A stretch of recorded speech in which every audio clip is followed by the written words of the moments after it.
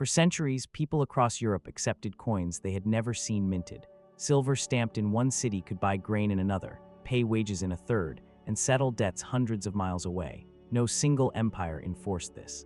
No central bank guaranteed it, yet it worked. For generations, trust traveled farther than armies and money followed. But systems built on trust don't usually collapse all at once. They thin, they fray.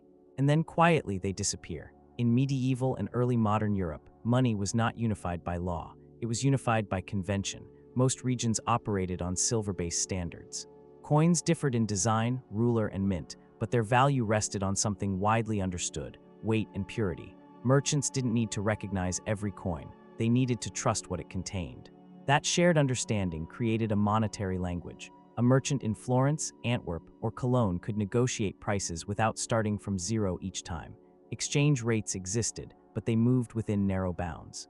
Disputes were rare because expectations were aligned. Money didn't need to be identical. It needed to be legible. And for a long time it was. This system didn't feel fragile. It felt normal. Silver had been money for generations. Weights were learned by experience. Values were reinforced by daily use. Trust wasn't debated, it was assumed. Coins circulated for decades. Some outlived the rulers whose faces they carried. Others crossed borders so often their origins stopped mattering. Stability came from repetition. As long as yesterday's coins still worked today, tomorrow felt predictable. That predictability lowered friction. Trade expanded. Credit became easier. Long-distance exchange became routine instead of exceptional. Trust wasn't written down, it was practiced. This wasn't blind belief, it was coordination. Everyone behaved as if the rules would hold, because everyone else did too. Merchants accepted coins because others accepted them. Rulers respected standards because deviation carried costs. Markets disciplined outliers without needing central enforcement. Trust aligned incentives across borders. It rewarded consistency. It punished surprise. As long as no one pushed too hard, the system held. Over time, this monetary order began to feel permanent, not because it was perfect, but because it absorbed shocks quietly. Bad harvests came and went, local wars flared and faded, rulers changed. Yet silver still passed from hand to hand. The system didn't need constant attention. That was its strength and its risk, because what feels natural is rarely monitored, and what isn't monitored is slow to be defended. This currency system worked only under one condition: that trust remained cheaper than cheating. As long as debasing coins, changing standards, or breaking conventions carried higher costs than following them, stability held. But trust is not self-renewing. It survives on restraint, and restraint becomes harder to maintain under pressure. If a currency works because everyone agrees not to test it too hard, what happens when powerful players start needing it to bend? If this way of understanding history, through incentives, constraints, and institutional trade-offs, feels natural to you, like the video and subscribe. This channel is built around that way of seeing. The shared currency system did not survive on goodwill alone. It was reinforced by institutions, not a single authority, not a single rulebook, but overlapping practices that made trust costly to break. Mints, merchants, rulers, and cities all played a role in keeping money legible across borders. Trust was supported, not assumed. At the center of the system were mints. Each ruler controlled their own coinage. But deviation carried consequences. A coin that was too light or impure did not disappear quietly. It was discounted, refused, melted down. Bad money traveled fast, but only as a warning. Mints learned restraint because markets enforced it.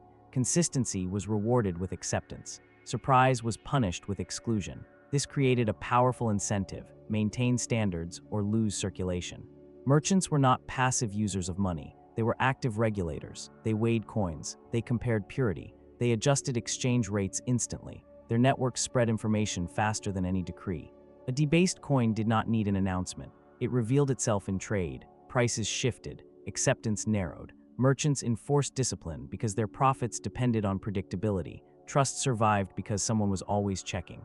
Rulers understood the limits. They needed revenue. They needed loyalty. They needed functioning markets. Debasing coinage offered short-term relief, but long-term costs were obvious. A ruler who broke trust paid higher prices, faced resistance, and lost access to trade. So most rulers restrained themselves, not out of virtue, but necessity. Monetary stability became a condition for political stability. The system did not require uniformity. It required translation. Bills of exchange, clearing fairs, and merchant banks allowed different coins to interact without conflict. Differences were priced in. Adjustments were routine. This reduced friction. Instead of forcing alignment, the system managed variation. As long as trust held, diversity was not a threat. It was manageable complexity. Borders existed, currencies differed, yet coordination persisted because incentives were aligned. Everyone benefited from legibility. Everyone paid for unpredictability. No treaty enforced this system. No army defended it. It worked because violating it was expensive. But this institutional order rested on one quiet assumption: that restraint would remain rational, that short-term pressures would never outweigh long-term trust, that deviation would stay rare. The system worked not because cheating was impossible, but because it was usually not worth it. That calculation would not hold forever. If trust depended on restraint, what happens when pressure makes breaking the rules feel cheaper than following them? The shared currency system did not fail suddenly. It came under pressure. Wars became larger and more frequent. States grew more ambitious. Armies stopped being temporary and became permanent. Governments needed money faster, more reliably, and in larger quantities than before. Silver still circulated. Coins were still accepted. Trade continued. On the surface, the system still worked. But beneath that surface, incentives were changing. For generations, restraint had been the rational choice. Maintaining standards preserved trust. Preserving trust lowered costs. War changed that calculation. Soldiers demanded immediate pay. Suppliers wanted coin now, not later. Campaigns could not wait for long-term credibility to pay short-term bills. Debasement offered relief, not collapse, relief. A ruler could stretch silver farther. Pay more people today, push consequences into the future. At first, deviations were small, almost invisible. In a system built on legibility, even minor changes mattered. A slightly lighter coin did not remain local. It traveled, it was noticed. Merchants adjusted exchange rates. Discounts widened. Prices shifted quietly. No proclamation was required. Trust did not disappear. It thinned, and thinning trust behaves differently than sudden loss. There was no single authority enforcing restraint. Each state acted independently. If one ruler debased while another held standards, restraint became costly. Honest money left circulation. Lighter coins remained. What had once been cooperation turned into competition. Deviation no longer looked reckless. It looked strategic. Earlier, merchants disciplined deviation quickly. Now, distance mattered more. Coins crossed more borders. Trade routes stretched farther. Conflicts disrupted information flows. By the time a debased coin was fully recognized, it had already circulated widely. Correction lagged behind circulation. Trust still existed, but reaction time lengthened, and longer reaction time meant higher systemic risk. Despite strain, markets adapted. Trade did not collapse. Transactions continued. Revenue still arrived. This mattered. Because from a ruler's perspective, the system appeared resilient. Debasement did not immediately destroy coordination.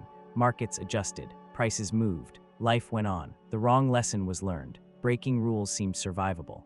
What had once been assumed now required evaluation. Merchants weighed coins more carefully. Discounts widened further. Exchange rates fluctuated faster and more often. Trust became conditional. Coins were accepted but watched. The system still functioned, but every transaction now required more effort, more checking, and more judgment than before. This was the most dangerous phase. Nothing had fully broken. Silver still moved. Markets still cleared. Trade still flowed. But the cost of coordination rose steadily. Every transaction required more verification. Every deviation made the next one easier. Every adaptation consumed a little more trust. The system was no longer self-reinforcing. It was self-consuming. As pressure accumulated, trust stopped being a shared assumption. It became a scarce resource, and scarcity changed behavior. Rulers pushed a little harder. Merchants protected themselves more aggressively. Differences widened instead of smoothing out. The system still worked, but it worked less cleanly, less cheaply, and less reliably with each passing cycle. If a currency can keep functioning even as trust is consumed, what finally makes coordination impossible to sustain? The shared currency did not disappear overnight. There was no single collapse. No final announcement, no moment when silver stopped working. Coins were still exchanged. Prices were still negotiated. Trade still moved, but coordination had become fragile. What once held the system together now required constant effort to maintain, and effort is expensive. Earlier, trust reduced work. Coins were accepted quickly. Values were assumed. Verification was minimal. Now, trust added friction. Every transaction took longer. Every coin invited suspicion. Every exchange required judgment. Markets still functioned, but at a higher cost. That cost was invisible at first, but it accumulated everywhere.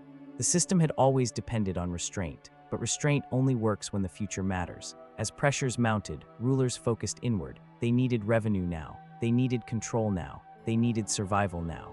Preserving a shared monetary order required sacrificing short-term advantage for long-term stability. Under strain, that bargain failed. The system asked states to absorb costs they could no longer justify. There was no central authority to reset expectations, no shared rulemaker to force alignment. The system had survived because no one pushed too hard at the same time. Now everyone was pushing. Debasement stopped being an exception. Standards stopped being anchors, trust stopped being shared. Without enforcement, coordination fractured, markets adapted. That was the problem. As trust declined, merchants protected themselves, discounts widened. Exchange rates fragmented, regional practices hardened. Adaptation kept trade alive, but it also locked fragmentation in place. Once regions priced money differently, reunifying standards became costly. The system no longer bent, it cracked. Trust is binary in practice. It is either assumed or it is checked. Once checking becomes routine, restoring assumption is expensive. Every attempt to reassert standards faced skepticism. Every promise required proof. Every proof required authority that no longer existed. The system had lost its reset mechanism. Historians often search for a final cause, a war, a ruler, a crisis, but this system did not end that way. It ended because coordination no longer paid. Using shared standards became slower than local alternatives. Maintaining trust cost more than abandoning it. The benefits of unity fell below the costs of restraint. That is how systems disappear. No one chose collapse. Each actor responded rationally to pressure. States debased to survive. Merchants adapted to protect margins. Regions localized to reduce uncertainty. Each decision made sense. Together, they dissolved the system. This was not failure through ignorance. It was erosion through incentives. Eventually, coordination reformed, but differently. Currencies became national. Standards became political. Trust narrowed to borders. The old system did not lose relevance because it was inefficient. It lost relevance because it required restraint no one could afford anymore. If you're drawn to history, explain through incentives, constraints, and quiet system breakdowns, not heroes or catastrophes, like the video and subscribe. This channel is built around that way of seeing. Shared systems do not vanish when they stop working. They vanish when trust becomes more expensive than coordination.